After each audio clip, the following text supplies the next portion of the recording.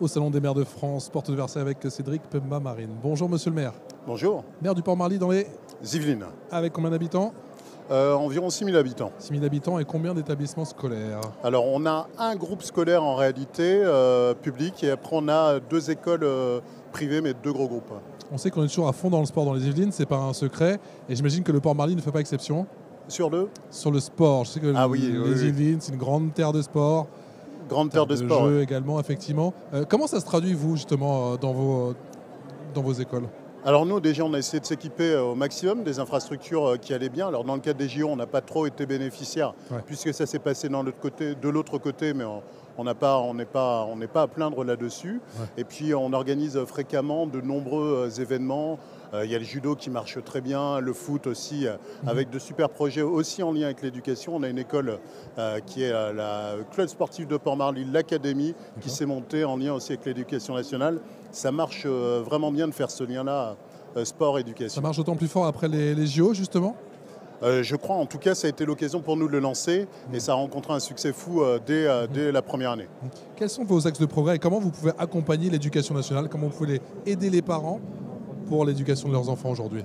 Je crois que la clé de tout ça, c'est de nouer des partenariats un peu plus resserrés avec le monde de l'éducation nationale. C'est vraiment des mondes qui n'avaient pas tellement l'habitude de se côtoyer. Il n'y avait pas de passerelle?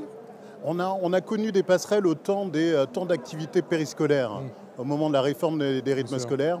On a essayé de capitaliser un peu dessus, nous, même si on est revenu sur des rythmes scolaires plus traditionnels. Et ma foi, ça marche plutôt bien.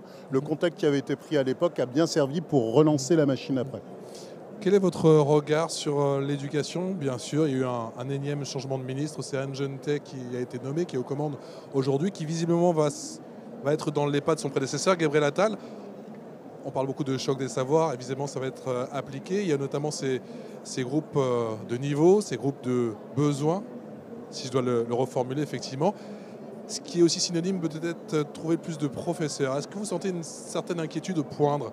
Vous avez des retours là-dessus ou pas du tout? Alors c'est un monde qu'on côtoie, moi je côtoie assez quotidiennement, dont je connais les problématiques, j'ai exercé pendant 6 ans dans l'éducation nationale aussi, donc ça me permet d'être sensible un peu à leurs préoccupations. Je crois que la figure du ministre est importante parce que le ministre donne l'impulsion, on a vu ce que ça donnait sous Gabriel Attal, sous la nouvelle ministre, on va voir ce que ça peut donner. Mais avant tout, je crois qu'il faut qu'on puisse faire confiance au monde enseignant, qui est capable d'une vraie créativité, qui est capable de se réinterroger aussi sur les pratiques, pour peu qu'on leur en donne les moyens. On leur donne les moyens. Et les moyens, c'est aussi effectivement le maître mot ici pendant ces 3 jours du Congrès des maires. Une année supplémentaire, mais j'ai quand même le sentiment qu'il y a une véritable inquiétude cette année concernant le budget de fonctionnement et des économies qu'on vous demande. Oui, absolument. Côté éducation, il y a, vous le disiez, la question du nombre d'enseignants. On le voit bien, ce qui a fait ses preuves, c'est dédoublement des classes, moins d'élèves par professeur, ça permet une attention particulière. Il ne faudrait pas que notre système éducatif soit sacrifié au titre de la période actuelle. Et après, pour les communes, on accompagne nos écoles, puisqu'on est les pourvoyeurs en moyens des écoles.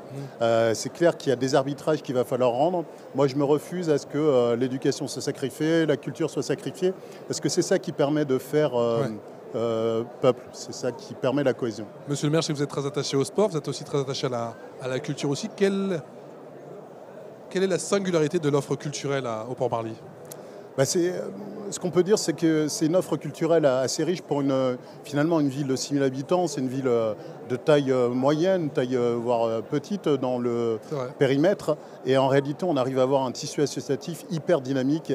Et ça, on l'encourage, on essaie de les accompagner, on essaie de faire en sorte qu'ils s'impliquent réellement dans la vie. Et pour l'instant, ça fonctionne. J'en suis très heureux. On pourra toujours faire mieux, mais là, j'en suis déjà très heureux. Merci infiniment. C'est moi. Merci à vous. Merci.